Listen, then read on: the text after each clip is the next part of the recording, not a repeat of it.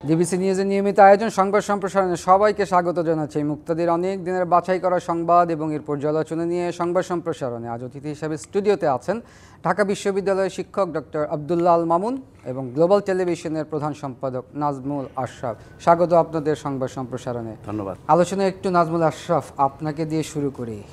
আজকে বাংলাদেশ স্তব্ধ, নির্বাক। নিশ্চয়ই মাগুরা যে শিশুটি ধর্ষণের শিকার হয়ে মারা গেছে তার জন্য সারা বাংলাদেশ যেভাবে বিক্ষোভে উত্তাল হয়েছে, আন্দোলন দাবি দেওয়া থেকে শুরু করে সব কিছু মিলিয়ে আমরা যে পরিস্থিতির মধ্য দিয়ে গেছি গত কিছুদিন, তারপরও তাকে বাঁচানো গেল না। এমন একটি নিষ্পাপ শিশু এরকম পশুদের ধর্ষণের শিকার হয়ে মৃত্যুবরণ করলো। শুধু ধর্ষণই না, আরও নির্যাতনও করা হয়েছে। চিকিৎসকরা সর্বাত্মক চেষ্টা করেছেন, দেশের সর্বোচ্চ চিকিৎসা ব্যবস্থা তার জন্য কাজে লাগানোর চেষ্টা করা হয়েছে। সরকার থেকে শুরু করে সব পক্ষই সচেতন ছিল। এখন মাগুরা শিশুটি তো একমাত্র ঘটনা না, এই সময়ের মধ্যে আমরা জানি আরও অনেক শিশু ধর্ষিত হয়েছে, আরও অনেক নারী ধর্ষিত হয়েছে। আপনি গত 2 মাস 4 মাস 6 মাসের হিসাব নিলে দেখবেন যে সারা বছরই এরকম পাশবিক ঘটনা ঘটে। শুধু ধর্ষণ না, নারী নির্যাতন এবং নারীর বিরুদ্ধে সহিংসতার ঘটনা সবসময় ছিল, আছে। হঠাৎ সেটি বেড়ে গেছে, এটি নিয়ে মানুষ সচেতন হয়েছে। আগেও অনেক ঘটনা ঘটেছে। অনেকে পরিসংখ্যান দিয়ে দেখানোর চেষ্টা করছেন যে এই সরকারের সময়, মানে গত 7 মাসে যা হয়েছে এর আগে কোনো অংশে কম হয় নাই। সংখ্যা দিয়ে বিষয় না, বিষয়টা হচ্ছে কি যে এর একটা সমাধান। আমরা কিন্তু বাংলাদেশে এরকম আরও অনেক অপরাধের ব্যাপারে যখন সামাজিকভাবে, রাজনৈতিকভাবে সব ক্ষেত্রের মানুষ সোচ্চার হয়েছে, সরকার সচেতন হয়েছে বা সক্রিয় হয়েছে, তখন কিন্তু এক ধরনের সমাধান করা গেছে। যেমন ধরুন এসিড সন্ত্রাস একসময় ভয়ঙ্কর ভয়াবহ একটি অপরাধ হিসেবে সারা দেশে ছড়িয়ে পড়েছিল। তারপরে কঠিন কঠোর আইন হলো, ট্রাইব্যুনাল গঠন করা হলো, অপরাধীদের বিরুদ্ধে সরকার, বিভিন্ন আইনশৃঙ্খলা বাহিনী, আদালত, বিচার প্রক্রিয়ার সাথে যুক্ত সবাই খুব আন্তরিক হওয়ার কারণে কিন্তু এসিড সন্ত্রাস এখন সেই মাপের নাই, শোনাই যায় না। আমার তো মনে পড়ে না গত 2, 4, 5 বছরে কোনো এসিড সন্ত্রাসের ঘটনা অন্তত গণমাধ্যমে এসেছে। তার একসময় কিন্তু এটা একদম মহামারী আকারে ধারণ করেছিল। তো এসিড সন্ত্রাসের মতো ভয়ঙ্কর অপরাধ যেহেতু আমরা দমন করতে পেরেছি সবাই মিলে, কেন নারী নির্যাতন, ধর্ষণ সহ আরও যেসব মানে সচরাচর অপরাধ হয়, আমরা নারী নির্যাতন নিয়ে যদি বলি, সেটির ব্যাপারে এখন যে সোচ্চার ভূমিকা সারা দেশের মানুষের সব ক্ষেত্রের, এবং সরকার যতটা তৎপর হয়েছে, এরকমটা সব সময় আমরা হই কি না, সব ঘটনার ক্ষেত্রে হই কি না। এই মাগুরা শিশুটির ব্যাপারে যেমনটা আমরা হয়েছি, ওটাকে কেন্দ্র করে সারা দেশের অনেক ঘটনার কথা আসছে। ধর্ষণ বিরোধী অনেক রকমের তৎপরতা, সরকারের উদ্যোগ ইত্যাদি। উদ্যোগের মধ্যে কি, সেটি হচ্ছে আইন কঠোর করা, বিচার দ্রুত করা, নতুন আদালত স্থাপন করা। এগুলো তো অতীতেও হয়েছে। তারপরেও কি ধর্ষণ বা নারী নির্যাতন বন্ধ হয়েছে বা কমেছে? কমে নাই। সমস্যাটা কোন জায়গায়? সমস্যাটা আইনে না। যে আইনটি এখন পর্যন্ত আছে, আমরা জানি যে এই সরকার এটিকে আরও দ্রুততর করা, আরও কঠোর করা, শাস্তি থেকে শুরু করে সব কিছু। ধর্ষণের সর্বোচ্চ শাস্তি একসময় ছিল যাবজ্জীবন, এরপর এটাকে করা হলো মৃত্যুদণ্ড। তারপরও কিন্তু ধর্ষণ কমে নাই, বন্ধ হয় নাই। কারণটা কোথায়? কারণটা হচ্ছে ধর্ষণের মতো এরকম নিকৃষ্ট অপরাধের বিচার প্রক্রিয়া, সেটি তদন্ত, মামলা দায়ের থেকে শুরু করে তদন্ত, পুরো বিচার প্রক্রিয়া এবং বিচারিক আদালত থেকে সর্বোচ্চ আদালত পর্যন্ত এই পুরো প্রক্রিয়াটা খুব বেশি মানে সন্তোষজনক গতিতে এগোয় না। আবার ধর্ষকের পক্ষে অনেক রকমের রাজনৈতিক অরাজনৈতিক শক্তি যখন দাঁড়িয়ে যায়, তারা এসব মানে শক্তির প্রশ্রয় পায়, তখন তারা কোনো না কোনোভাবে ফাঁকফোকর দিয়ে বেরিয়ে যায়। ফলে আপনি আইন যত কঠোর করেন না কেন, যদি তার প্রয়োগ যথাযথ না হয় এবং দ্রুততম সময়ের মধ্যে না হয়, বেশি দ্রুত করতে গেলে ন্যায় বিচার বিঘ্নিত হতে হবে, এটা আমরা জানি। আবার বেশি দ্রুত করলে ন্যায় বিচার থেকে মানুষ বঞ্চিত হতে পারে, সেটা আমরা জানি। ফলে খুব দ্রুতও না, খুব দেরিতেও না, যতটুকু সময় লাগা দরকার, এবং সেই প্রক্রিয়া যারা যুক্ত থাকেন, তদন্তকারী কর্মকর্তা থেকে শুরু করে একেবারে রায় যারা কার্যকর করবেন, এই পুরো প্রক্রিয়াতে যারা আছেন, সরকারের বিভিন্ন পক্ষ, তারা যদি প্রত্যেকটা ঘটনার ব্যাপারে একই রকম কঠোরতা দেখান, আন্তরিকতা দেখান, গুরুত্ব দেন, তাহলে হয়তো আপনার এই ধর্ষকদের শাস্তি, নির্যাতনকারীদের শাস্তি, নারী নির্যাতনকারীদের কথা বলছি, সেটি হয়তো বেশি মাত্রায় হবে। এবং বেশি মাত্রায় হলে পরে তার একটা প্রভাব পড়বে, অপরাধীরা সচেতন হবে এবং সেটা হয়তো কবে। এটা হচ্ছে একটা উপায়। এটা বিশেষজ্ঞরা, সমাজ বিজ্ঞানীরা, উনি নিশ্চয়ই বলবেন, আইনের প্রয়োগের মাধ্যমে, শাস্তি দেওয়ার মাধ্যমে অপরাধ নিয়ন্ত্রণ, সব ধরনের অপরাধ, এটি একটি উপায় এবং এটি প্রাথমিক উপায়। আরও যেসব কারণে এই ধরনের সামাজিক অপরাধ হয়, নারী নির্যাতনের ক্ষেত্রে, ধর্ষণের ক্ষেত্রে পারিবারিক বাস্তবতা থেকে শুরু করে সামাজিক বাস্তবতা, ধর্মীয় বাস্তবতা, রাজনৈতিক, সাংস্কৃতিক, অর্থনৈতিক আরও অনেক বাস্তবতা আছে। সেই জায়গাগুলো মিলে যদি আমরা সামষ্টিকভাবে মানে একটা হলিস্টিক অ্যাপ্রোচ নিয়ে আমরা প্রত্যেকটা অপরাধের ব্যাপারে পরিকল্পিতভাবে আগাতে পারি এবং সংশ্লিষ্ট সবাই যার যার দায়িত্ব সঠিকভাবে পালন করেন সর্বোচ্চ গুরুত্ব দিয়ে, তাহলে হয়তো একটা সুফল পাওয়া যেতে পারে। ধন্যবাদ নাজমুল আশরাফ। আব্দুল্লাল মামুন, আমরা আজকে আসিয়াকে নিয়ে কথা বলছিলাম, কিন্তু আমরা কিন্তু গেল কিছুদিন ধরে মানিকগঞ্জে 3 বছরের শিশুর ধর্ষণের অভিযোগ পেয়েছি, হবিগঞ্জে 6 বছরের শিশু ধর্ষণের অভিযোগ পেয়েছি। আমার প্রশ্ন আসলে এই বর্বরতা, নৃশংসতার শেষ আসলে কোথায়? আসলে আজকে দুঃখ ভারাক্রান্ত হৃদয় আসলে কথাটা বলতে হচ্ছে, এবং প্রথমেই আসিয়ার এই ঘটনায় যারা দায়ী তাদের সর্বোচ্চ শাস্তি কামনা করি এবং ওই পরিবারের প্রতি সমবেদনা জানাচ্ছি। একই সাথে অন্যান্য যে পরিবারগুলোর কথা বললেন এবং তারা সহ সারা দেশে নারী নির্যাতনের যে ঘটনাগুলো ঘটছে তার বিচার দাবি করছে। আশরাফ ভাই আইনের দিকটা বলেছেন, আমার মনে হয় যে আপনি ওই প্রশ্নটা এমন জায়গায় নিয়ে গেছেন, আমার একটু সমাজতাত্ত্বিক আলোচনাটা দরকার যে কেন এটা আইন করেই কি ধর্ষণ রোধ করা সম্ভব, নারী নির্যাতন রোধ করা সম্ভব? সম্ভবত সেটা নয়। এটির জন্য প্রয়োজন সামাজিক সচেতনতা, পারিবারিক সচেতনতা এবং রাষ্ট্রের একটা প্যাকেজ দরকার এই সমন্বিত উদ্যোগের মধ্যে নেতৃত্ব দেয়া।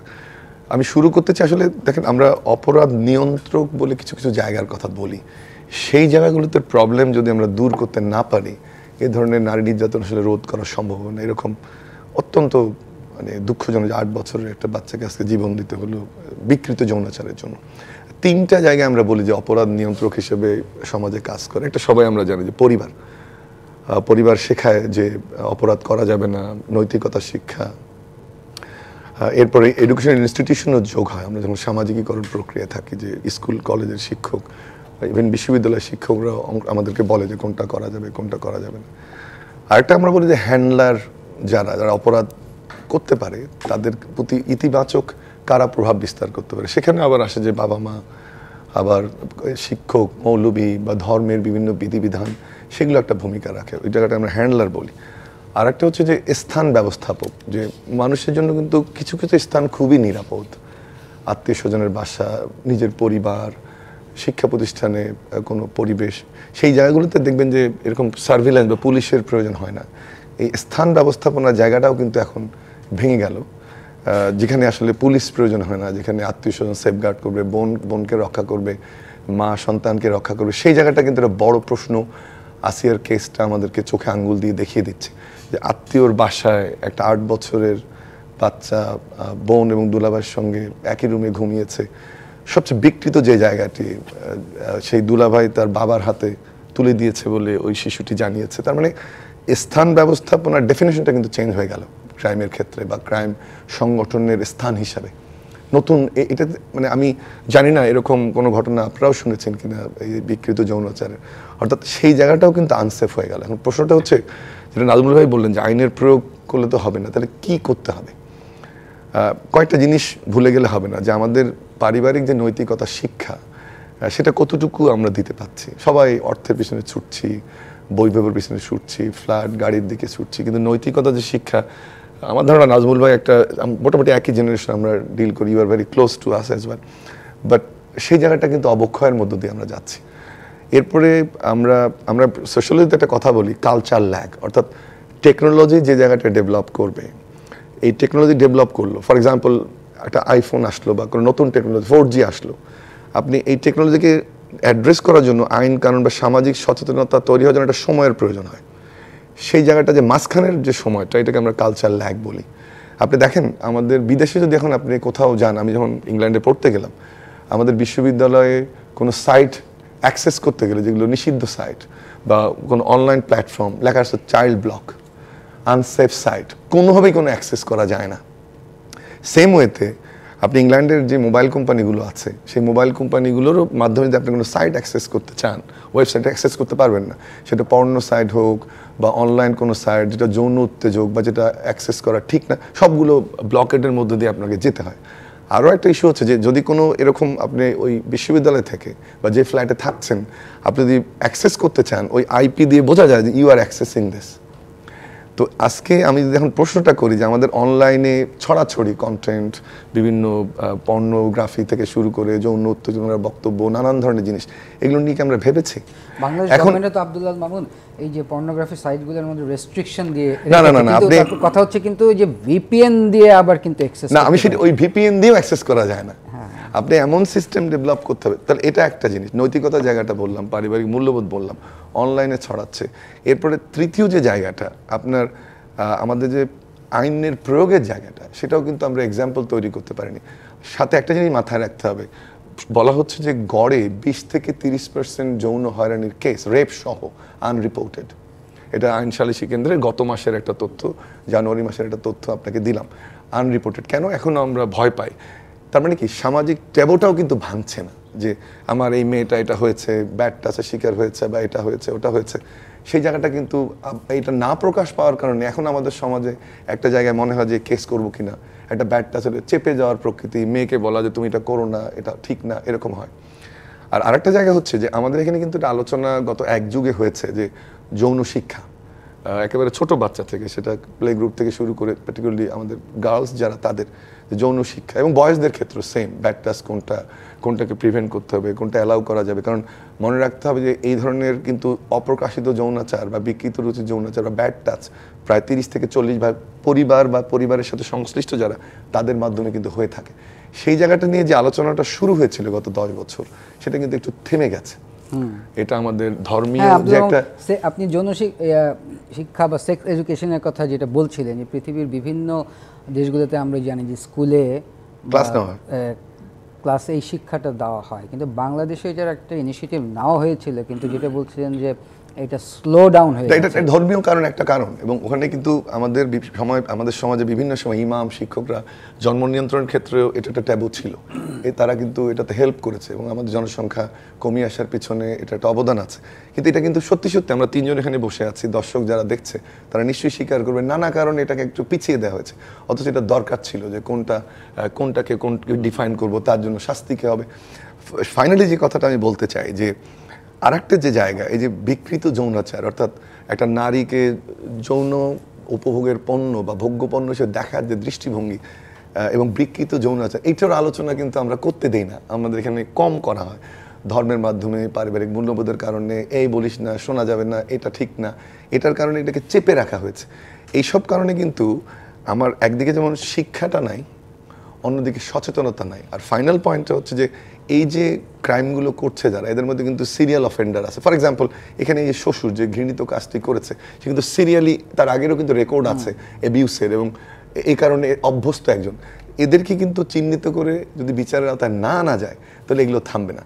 সবশেষ যে জায়গাটা সবচেয়ে জরুরি, সেটা হচ্ছে যে আশরাফ ভাই টাচ করলেন, আমরা কি খুব বেশি এই ধর্ষণের বিচারের এক্সাম্পল সৃষ্টি করতে পেরেছি? 2020 সালে আইনটা হলো, কয়জন ধর্ষকের ফাঁসি হয়েছে?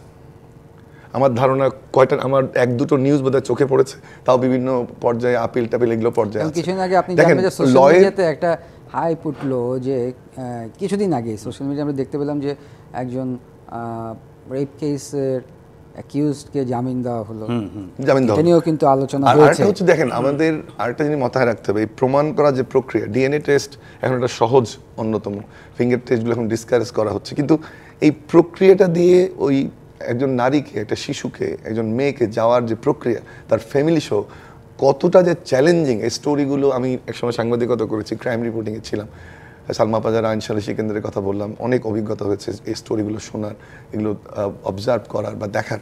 এইটা আনবিলিভেবল, মানে এটা আপনি কল্পনাও করতে পারবেন না কি প্রক্রিয়ার মাধ্যমে এখনও যেতে হয়।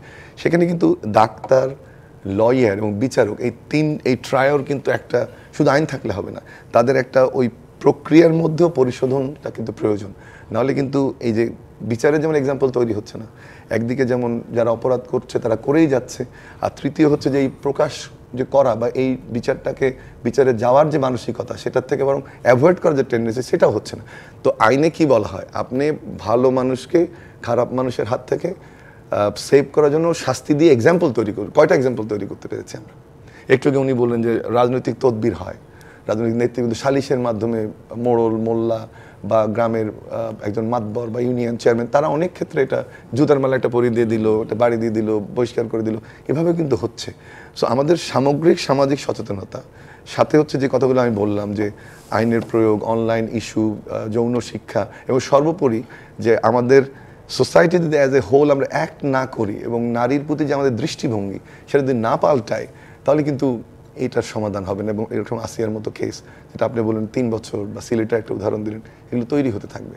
ধন্যবাদ আব্দুল আল মামুন। আমাদের একটা বিরতির সময় হয়েছে, প্রিয় দর্শক, সংবাদ সম্প্রসারণের একটি বিরতির সময় হয়েছে, সঙ্গেই থাকুন। বিরতির পর আবারও স্বাগত সংবাদ সম্প্রসারণে। আমাদের সাথে স্টুডিওতে আছেন ঢাকা বিশ্ববিদ্যালয়ের শিক্ষক ডাক্তার আব্দুল্লাহ আল মামুন এবং গ্লোবাল টেলিভিশনের প্রধান সম্পাদক নাজমুল আশরাফ। ফিরতে চাই আলোচনায়। নাজমুল আশরাফ, আপনি জানেন যে নির্বাচন সংস্কার কমিশনের বেশি কিছু প্রস্তাবে ইসি দ্বিমত প্রকাশ করেছেন এবং আরেকটি তথ্য আপনাকে আমি জানিয়ে দিই যে সংস্কারের 30 দলে ঐক্যমত কমিশনে মতামত দেয়নি। দেখেন, সংস্কার নিয়ে তো আমরা আছি 7 মাস ধরে। এখন পর্যন্ত ফলাফল কি? এখন পর্যন্ত ফলাফল হচ্ছে কতগুলো কমিশন তাদের রিপোর্ট দিয়েছে, সেগুলো নিয়ে জাতীয় ঐক্যমত্য কমিশন কাজ করছে। এক দফা বৈঠক করেছে দলগুলোর সাথে, এরপরে আরও ধাপে ধাপে বৈঠক করে সেগুলোর মধ্য থেকে সবার সম্মতিক্রমে কিছু সিদ্ধান্ত নেওয়া হবে। তার কিছু নির্বাচনের আগে, কিছু নির্বাচনের পরে বাস্তবায়ন করা হবে। সেই প্রক্রিয়া যেভাবে চলছে মনে হয় আরও অনেক সময় লেগে যাবে। কিন্তু এই যে সংস্কার কমিশন করা হলো, তাদেরকে মাসের পর মাস কাজ করতে দেওয়া হলো, তারা দিনের পর দিন কাজ করলো, বৈঠক করলো, সংশ্লিষ্টদের সাথে কথা বললো, অংশীজনদের মতামত নিল এবং তার মধ্য দিয়ে তারা প্রস্তাব দিল। সেই প্রস্তাবগুলো আবার সকল রাজনৈতিক দলের কাছে পাঠানো হয়েছে যে তারা এইগুলোর ব্যাপারে তাদের মতামত দেবে। তো মতামত দেওয়ার যে প্রক্রিয়াটা নিয়ে অনেক দলই বেশ মানে হাসি ঠাট্টা করছে যে আপনার এমসিকিউ পরীক্ষার মতো তাদেরকে টিক মার্ক দিতে বলেছে। ওইভাবে সংস্কার প্রস্তাবের পক্ষে মতামত দেওয়া যায় কিনা। আমি আসার আগে একটা রিপোর্ট পড়ছিলাম প্রথম আলোতে, বিএনপি বলেছে যে তারা ওরকম টিক মার্কের মাধ্যমে না, তারা সংস্কার প্রস্তাবগুলো নিয়ে তাদের দলের যে অবস্থান সেভাবে তারা একটা মূল্যায়ন রিপোর্ট দেবে, টিক মার্কও দিতে পারে। কিন্তু আজকে ছিল টিক মার্ক দেওয়ার শেষ দিন। সেই শেষ দিনে বিএনপি সহ 30টি দলই সেটি দেয়নি জাতীয় ঐক্যমত্য কমিশনের কাছে, সেগুলো পাঠায়নি। 7টা দল দিয়েছে। এখন 7টার 30টার মধ্যে সংখ্যাগত দিক থেকেও আমরা বুঝতে পারছি পার্থক্যটা। আর বিএনপি একাই তো মানে বাকি সব দলের চেয়ে বড় ধরে নেওয়া যায়। তাতে করে এইভাবে এই প্রক্রিয়া মতামত দেওয়ার বিপক্ষে আমরা ধরে নিচ্ছি তারা সময় চেয়ে হয়তো আবার দেবে। কিন্তু এরই মধ্যে আমাদের প্রধান উপদেষ্টা প্রেস সচিব বলেছেন যে 6টি সংস্কার কমিশনের বেশ কিছু সুপারিশ বাস্তবায়নের জন্য রাজনৈতিক সংলাপের দরকার নেই, সংশ্লিষ্ট মন্ত্রণালয়গুলো বাস্তবায়ন করতে পারবে। তার মানে কি, পুরো প্রক্রিয়াটা কি এবার উল্টে গেল? আমরা তো এতদিন শুনেছি কমিশনগুলো সংস্কার প্রস্তাব দেবে, ঐক্যমত্য কমিশনের মাধ্যমে ঐক্যমত হবে, সে ঐক্যমতে পৌঁছা কমিশন প্রস্তাবগুলোর মধ্যে কিছু নির্বাচনের আগে, কিছু নির্বাচনের পরে, যেগুলো অধ্যাদেশের মাধ্যমে জারি করা যায় সেগুলো আগে করে ফেলা হবে, এটা একটা মত আছে। নির্বাচন সংশ্লিষ্ট যেগুলো সেগুলো আগে করে ফেলা, সেটি একটি মত আছে। যেগুলোর জন্য সংবিধান সংশোধন দরকার, সংসদ দরকার, সেগুলো নির্বাচিত সংসদে সে করবে। এরকম বহুবিধ আলোচনা মতামত আছে। এর মধ্য দিয়ে যদি 6টি সংস্কার কমিশনের বেশ কিছু প্রস্তাব যদি মন্ত্রণালয় বাস্তবায়ন করে ফেলতে পারে, তাহলে যে রাজনৈতিক প্রক্রিয়াটি চলছে সকল দলকে নিয়ে, জাতীয় ঐক্যমত্য, দফায় দফায় বৈঠক, জাতীয় ঐক্যমত্য কমিশন, দলের কাছে প্রশ্ন পাঠানো, টিকমার্ক দিয়ে উত্তর দেওয়া, মানে এই পুরো প্রক্রিয়াটার মানেটা কি? এই সব কিছু মিলিয়ে মনে হচ্ছে যে আসলে সংস্কার নিয়ে যে স্পষ্ট এবং নির্দিষ্ট পথে এগোনোর কথা সেটা হয়তো একটু এলোমেলো হবে। এটার ব্যাখ্যা নিশ্চয়ই যারা ডিসেম্বরের মধ্যে নির্বাচন চাইছেন তারা বলতে পারেন। একটা যেমন বিচারের কথা তুলে, আইন শৃঙ্খলা পরিস্থিতির কথা তুলে নির্বাচন ডিসেম্বরে সম্ভব না, এটাকে আরও পিছিয়ে দেওয়া, অনিশ্চিত করে ফেলা একটা অভিযোগ আছে যারা ডিসেম্বরের মধ্যে নির্বাচন চান, বিএনপি সহ কিছু দল। আবার আপনি সংস্কারের বিষয়টাকেও যদি নানামুখী দিকে নিয়ে যান এবং স্পষ্টভাবে আমরা বুঝতে না পারি, জাতীয় ঐক্যমত্য কমিশন, 6টি সংস্কার কমিশন, আরও তো 5টা কমিশন আছে, তাদের রিপোর্টের কোনো খবর নাই। আমার আপনার যে প্রফেশন গণমাধ্যম কমিশন, তাদের কোনো আওয়াজটা আমরা শুনতে পাই না। সরকারের কাছে হয়তো গণমাধ্যমের গুরুত্ব নাই, কিন্তু আমার আপনার পেশা এবং কি বলবো যদি গণতান্ত্রিক রাষ্ট্রের জন্য বলি, জনগণের স্বার্থে বলি, গণমাধ্যমের ভূমিকা কতটা গুরুত্বপূর্ণ সেটা সরকার না বোঝার কথা সরকার তো বলে গণমাধ্যম এখন হ্যাঁ, কিন্তু সম্পূর্ণ স্বাধীন। গণমাধ্যমের সংস্কারের ব্যাপারে আমরা কোনো আওয়াজ শুনি না কেন, কোনো অগ্রগতি নাই কেন? এই কমিশন কবে কিভাবে রিপোর্ট দেবে, কি করছে না করছে আমরা জানি না। অন্যান্য কমিশনগুলো কিন্তু প্রথমে প্রাথমিক রিপোর্ট দিয়েছে, পরে চূড়ান্ত রিপোর্ট দিয়েছে। সেই রিপোর্ট নিয়ে কমিশন প্রধানরা কথা বলেছেন, তারা যখন কাজ করছিলেন তখনও মাঝে মধ্যে ধারণা দিয়েছেন, ব্রিফ করেছেন, বিভিন্ন অনুষ্ঠানে কথা বলেছেন। আপনি আরেকটু যুক্ত সেরকম করেন, কোনো নাজমুল্লাহ তথ্য সাহেব, কি আমরা কালকে- গণমাধ্যম কালকে কমিশন শফিকুল থেকে আলম পাচ্ছি? কিন্তু আরেকটা কথা বলেছেন, আপনি যেহেতু গণমাধ্যমের ইস্যুটি টেনে নিয়ে আসেন, উনি বলেছেন যে 30,000 টাকার নিচে কোনো পত্রিকায় যদি কোনো সাংবাদিকের বেতন হয় সেই পত্রিকা চালানোর দরকার নেই বা সেই পত্রিকা বন্ধ এটি ওনার ব্যক্তিগত মত, খুবই ভালো কথা। উনি নিজে সাংবাদিক ছিলেন, নিশ্চয়ই সাংবাদিকতা, সাংবাদিকদের এবং সংবাদ মাধ্যমের স্বার্থগুলো উনি খুব ভালো করে দেখবেন, বুঝবেন, উপলব্ধি করবেন, সেটা খুব ভালো কথা। কিন্তু তার সরকারকে তো এটা নিশ্চিত করতে হবে। আপনি কোনভাবে করবেন? আপনি কি আইন পরিবর্তন করে করবেন, না প্রচলিত আইনের মাধ্যমে করবেন? আচ্ছা, যেমন ধরেন বহু বছর ধরে সংবাদপত্রের জন্য আপনার ওয়েজ বোর্ড দেওয়া হয়, সরকার সেই ওয়েজ বোর্ড ঘোষণা করে। ওয়েজ বোর্ডে বিস্তারিত লেখা থাকে আপনার সংবাদপত্রের বিভিন্ন শ্রেণীর মানুষ, সেটি সাংবাদিক থেকে শুরু করে অন্যান্য ডিপার্টমেন্ট বা সেকশনে যারা কর্মরত থাকেন, প্রত্যেকের বেতন ভাতা সুবিধা সব কিছু উল্লেখ করা থাকে এবং প্রতিনিয়ত নতুন নতুন ওয়েজ বোর্ড ঘোষণা করা হয়। কয়টা পত্রিকা সবশেষ ওয়েজ বোর্ডের সব বিধান বাস্তবায়ন করে? যখন তারা করে না, সরকার কেন তাদের উপর চাপ তৈরি করে না? সরকারের সে কর্তৃত্ব আছে, আইনগত কর্তৃত্ব আছে। একই সাথে সরকার কিন্তু সংবাদপত্রকে পৃষ্ঠপোষকতা দেয় দুইভাবে, সরকারি বিজ্ঞাপন দেওয়ার মাধ্যমে এবং সস্তা দামে নিউজ প্রিন্ট কেনার মাধ্যমে। টেলিভিশনকে সরকার 1 পয়সার কোনো সহায়তা দেয় না। আমরা ওয়েজ বোর্ড নিয়ে আলোচনা করবো বিরতির পর। আমরা একটু ডক্টর আব্দুল্লাহ মামুনের কাছে শুনি। আব্দুল্লাহ মামুন, যেটা নাজমুল আশরাফ বলছিলেন এই সংস্কার নিয়ে এমসিকিউ টিকমার্ক, আর আরেকটা উনি প্রশ্ন করেছেন বা প্রশ্ন করতে চেয়েছেন যে পুরো প্রক্রিয়াটিকে উল্টে গেল কিনা। না, আর একটা জিনিস আশরাফ ভাই তোটা বললেন, আমি একটা কাঠামোগত সমস্যাটা বলি। সেটা হচ্ছে যে একটা স্প্রেডশিট দিয়ে তো ঠিক চিহ্ন দিতে বলা হয়েছে, সেটা একটা জায়গা আছে এবং 3টে অপশন বোধহয় আছে, যে একমত, একমত নই, আংশিক একমত, এইটা অপশন যেটা আমরা জানতে পারলাম। কিন্তু কাঠামোগত সমস্যাটা হচ্ছে লাস্টে 6টা অপশন দিয়ে বলা হয়েছে যে এটার যে কোনো একটাতে টিক দিতে বোধহয় বলা হয়েছে, বা দুটো টিক চিহ্ন থাকলে নর্মালি ডাটা অ্যানালাইসিস 2-3টে দেওয়া যায় না, তা না। প্রবলেমটা হচ্ছে যে আপনি তো 6টার সংস্কার দিলেন, এখন এটা যদি 6 অনেক ধরনের 20, 30, 40টা থাকলো, এবং সেখানে আপনি বলছেন যে একটা টিক চিহ্ন দিয়ে বলেন যে বলতেছে যে এটা কি নির্বাচনের আগে অধ্যাদেশের মাধ্যমে হবে, একটা অপশন। আরেকটা বলছে নির্বাচনের আগে গণভোটের মাধ্যমে হবে, আরেকটা অপশন নির্বাচনের সময় গণভোটের মাধ্যমে হবে, আরেকটা অপশন গণপরিষদের মাধ্যমে হবে, আর লাস্ট দুটো অপশন হচ্ছে যে সংবিধান সংস্কারের মাধ্যমে হবে, আর লাস্টের অপশনটা হচ্ছে গণপরিষদ ও আইনসভা হিসেবে নির্বাচিত সদস্যদের মধ্যে হবে। আমি একজন শিক্ষক হিসেবে যেটা দেখি যে স্ট্রাকচারাল একটা প্রবলেম, আপনি অনেকগুলো তো অনেকগুলো সংস্কার, তারপর যখন টিক চিহ্ন দিতে বলছেন কোনটার জন্য কোনটা, সেজন্যই কিন্তু আজকে প্রেস সেক্রেটারি একটা মন্তব্য করেছেন যে যেটা অ্যাডমিনিস্ট্রেশন করে ফেলতে পারে। এখন আপনি যদি বলেন যে অ্যাডমিনিস্ট্রেশন করে ফেলবে, তা আপনি 13 তারিখে না, আরো ইন্টারেস্টিং যে 13 তারিখে তো আপনি চেয়েছিলেন, আজকে তো 13 তারিখ, তো আপনি এটা নিয়ে কথা বলতে পারেন না আসলে। এই যে টিক চিহ্ন দিতে বলেন 6টা, একটা হচ্ছে কাঠামোগত সমস্যা, আপনি কোন সংস্কারটার জন্য কিসে হতে পারে এটা তো ডিপেন্ড করবে। আবার বলা হচ্ছে আংশিক সংস্কার করে, অল্প সংস্কার করে নির্বাচন ডিসেম্বরে, বেশি সংস্কার করে পরে। এটা আমি ইউনূস স্যারের প্রতি শ্রদ্ধা রেখেই বলছি, এই ন্যারেটিভটা ডেভেলপ করে একটা সমস্যা এমনিতেই তৈরি হয়েছে।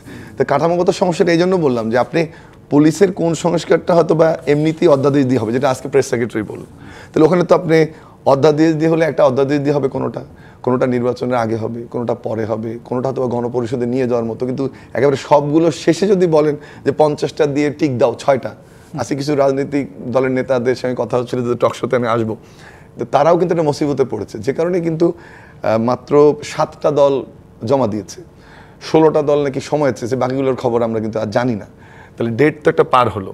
এখন আপনি এই যে টিক চিহ্ন দিয়ে স্প্রেডশিট যে দিলেন, আসলে তো এটা এরকম স্প্রেডশিটের বিষয় না যেটা আশরাফ ভাই একটা আলোচনা করলেন, একটু আনলেন, এটা তো থ্রেড বিয়ার ডিসকাশন হবে, সবাই মিলে বসে কথা বলতো।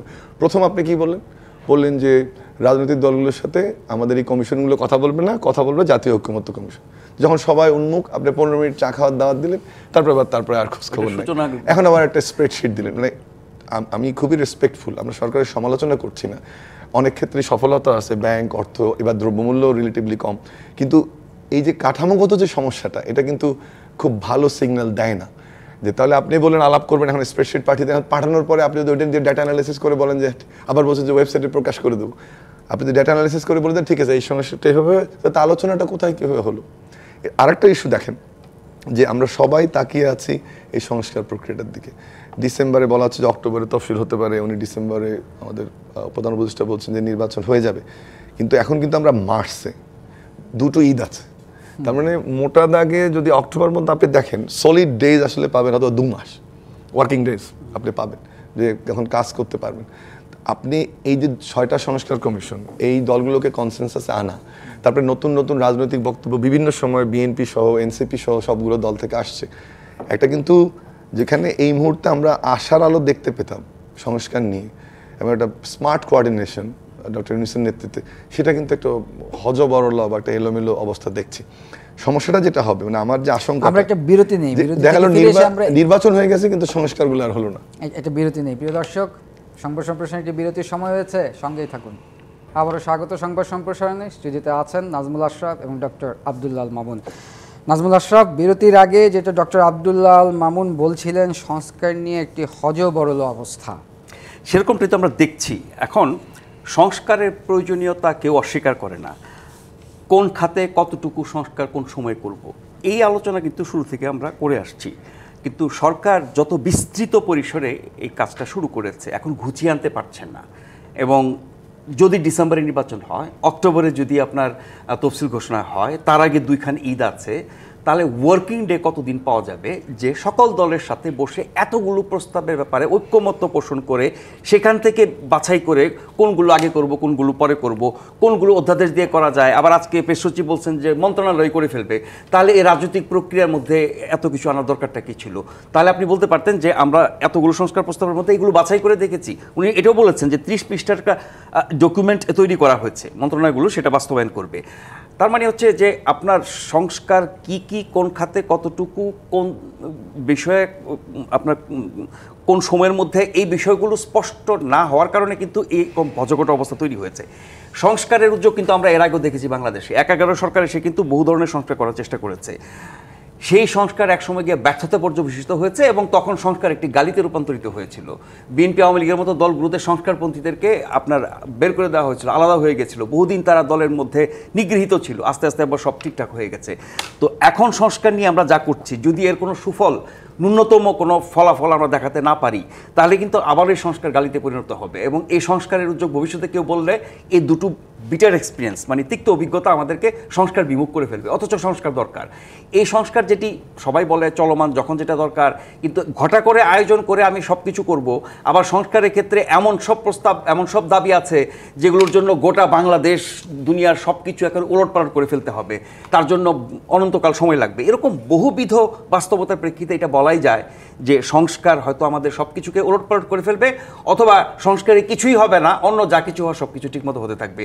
তখনই আবার এই সংস্কারের ব্যর্থতার দায়, তার পেছনে যত লোক খেটেছেন, যত কষ্ট করেছেন, যত খরচ হয়েছে, যত সময় গিয়েছে, তার দায় কে নেবে? ফলে বাস্তবসম্মত পরিকল্পনা যদি আপনি হাতে না নেন, তাহলে আপনি কোনোটার ক্ষেত্রেই সুফল পাবেন না, বাস্তবায়ন করতে পারবেন না। সেই জায়গায় মনে হয় অতি দ্রুত দলগুলোর সাথে বসে বা ঐক্যমত্য কমিশন বসে যত প্রস্তাব এসেছে বা আসতে পারে সেগুলোকে শর্টকাট করে ছোট করে নিয়ে এসে নির্বাচনী রোডম্যাপের কথা অনেক দিন ধরেই বিএনপি বলে আসছে, আরও অনেকে বলছে। সো নির্বাচন অমুক তারিখে হবে, তার আগে তফসিলের সময় হবে, এত দিনের মধ্যে সংস্কারের কাজ শেষ করব, এতগুলো এই সময় বাস্তবায়ন করব, এরকম একটা স্পষ্ট রূপরেখা যদি সামনে থাকে, তাহলে সরকারের অবস্থানটা স্পষ্ট হয়।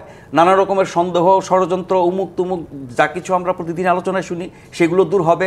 নির্বাচন নিয়ে, বিচার নিয়ে, সংস্কার নিয়ে আমার মনে হয় এই ধোঁয়াশাগুলো দূর করা দরকার এবং সেই উদ্যোগটা সরকারকে নিতে হবে এবং রাজনৈতিক দলগুলোকে নিয়ে। লাস্ট লাইন বলি, আমরা যে রাজনৈতিক দলগুলোকে নিয়ে কাজগুলো করছি সেখানে কিন্তু কোনো ক্রাইটেরিয়া নাই। আপনি কি সব নিবন্ধিত দল নিচ্ছেন? না। আবার কি অনিবন্ধিত নিচ্ছেন? হ্যাঁ। তাহলে আরও তো অনিবন্ধিত দল আছে, সেগুলোর কি হবে? আবার নিবন্ধিত যাদেরকে বাদ রেখেছেন, এখনকার বাস্তবতা একরকমের, ভবিষ্যতের বাস্তবতা সেখানে অবস্থানটা কি হবে? ধন্যবাদ ডক্টর আব্দুল মামুন। যেমন নাজমুল আশরাফের কথা আমরা শুনছিলাম এবং উনি বলছেন সংস্কার দরকার, আবার উনি একটা কথা বলেছেন যে সংস্কার একসময় গালিতে পরিণত হয়েছিল। না, একটা জিনিস ওটাতে আমি যাচ্ছি, কিন্তু একটা জিনিস এই গোটা 7 মাস 7.5 মাস যদি অ্যানালাইজ করি আমরা, যে রাজনৈতিক দলগুলোর সাথে আমরা বলি যে সোশ্যাল আর পলিটিক্যাল ইন্টারাকশন থিওরি, অর্থাৎ আপনি একটা রাজনৈতিক মিথস্ক্রিয়া তৈরি করবেন, তাহলে কিন্তু যে কোনো কিছু করা সম্ভব হয়। আপনি যদি কারোর সাথে বাস সোশ্যাল ইন্টারাকশন থিওরি, যে আপনি ইন্টারাকশন তৈরি করবেন, অর্থাৎ আপনি মিথস্ক্রিয়া করবেন, রেগুলার বসবেন, কথা বলবেন, একসাথে খাবেন, আড্ডা দিবেন, তাহলে কিন্তু একটা সম্পর্ক তৈরি হয়। কিন্তু কেন জানি গত 7 মাস দেখছি যে সরকার রাজনৈতিক দলগুলোর সাথে পলিটিক্যাল ইন্টারাকশন থিওরির আশেপাশেও নাই। একটু দূরত্ব রেখে অল্প সময় ডেকে, তাহলে কিন্তু সংস্কার হবে না। কারণ হচ্ছে আপনি যাদের জন্য সংস্কার করবেন, আমি যেটা বললাম যে আপনাকে সম্পর্ক বিনির্মাণ করতে হবে। এই ডাকার প্রক্রিয়া নিয়ে কিন্তু আপনার টকশো শো অনেকখানে আমরা রেগুলারই কথা বলছি। দ্বিতীয় যে বিষয়টা, সেটা হচ্ছে যে এই যে আমি পলিটিক্যাল ইন্টারাকশন বা সোশ্যাল ইন্টারাকশন থিওরির কথা বললাম, বা সামাজিক মিথস্ক্রিয়া তথ্য, তাতে কিন্তু রাজনৈতিক দলগুলোর সাথে যদি সরকার সম্পর্ক বিনির্মাণ করতে পারতো, তাহলে এই যে দ্রব্যমূল্য, সামাজিক স্থিতিশীলতা বা অন্যান্য রাজনৈতিক যে পরিবেশ, অর্থনীতি, সব ক্ষেত্রে কিন্তু সরকার একটা সাপোর্ট পেত। এমনও হতে পারতো যে রাজনৈতিক দলগুলোর সাপোর্টে গভর্নমেন্ট ভালো চলছে এবং তখন আরও সময় পাওয়া যেত, এবং এই রাজনৈতিক দলগুলো তখন ওই যে কাছাকাছি থাকার যে বিষয়টা, যেমন পরিবার, অনেক কিছু আবার ঠিক করে নেওয়া যায়, কিন্তু ওই দূরত্বটা কিন্তু কেন জানি রেখেছে। এই টিক চিহ্ন দেওয়াটাও তার একটা কিন্তু উদাহরণ। আরেকটা কথা বলি যে মোটা দাগে 30 থেকে 40 ভাগ বা আমার মনে হয় 50 ভাগ সংস্কার নিয়ে কিন্তু সবগুলো দল একমত অলরেডি। হ্যাঁ, বাস্তবায়নের প্রক্রিয়াটা নিয়ে আলোচনা হতে পারে। আর আরেকটা হচ্ছে যে আপনি যখন রাজনৈতিক দলগুলোকে এরকম দূরে রাখছেন, সংস্কার টেবিলে থাকলেও কিন্তু তাদের সঙ্গে যোগাযোগ হতো, প্রতিদিন বসতেন, কথা বলতেন, যেটা আমি ইন্টারাকশনের কথা বলছি বা মিথস্ক্রিয়ার কথা বলছি। তাহলে যে মব টবের যে প্রবলেমগুলো তৈরি হচ্ছে, একটা পলিটিক্যাল লিডারের বা পলিটিক্যাল পার্টির কিন্তু এখানে কন্ট্রিবিউশন করার সুযোগ আছে। আপনার স্থানীয় সরকার নাই, সামাজিক সংগঠনগুলো ভেঙে গেছে, আপনি এক ধরনের আইল্যান্ডে বসে মনে হয় সরকার পরিচালনা করছেন, তখন কিন্তু রাজনৈতিক শক্তিগুলো আপনার সহায়ক শক্তি হিসেবে থাকতো এবং যে মবও কিন্তু কন্ট্রোল করতে পারতেন। দেখেন কতটুকু সময় আছে আমি জানি না, যে এই ছোট ছোট করে মব যেটা ডেভেলপ করছে, যদি এটাকে এখন কন্ট্রোল করা না যায়, ইলেকশনের সময় কিন্তু এটা বড় চ্যালেঞ্জ হবে, কারণ পুলিশ এখনো ভালনারেবল। আর্মিকেও কতটুকু আপনি ডিপ্লয় করতে হবে। ধন্যবাদ আব্দুল্লাহ মামুন, সমস্যা তৈরি করবে। নাজমুল আশরাফ। প্রিয় দর্শক, এই ছিল সংবাদ সম্প্রসারণে। ডিবিসির সঙ্গেই থাকুন।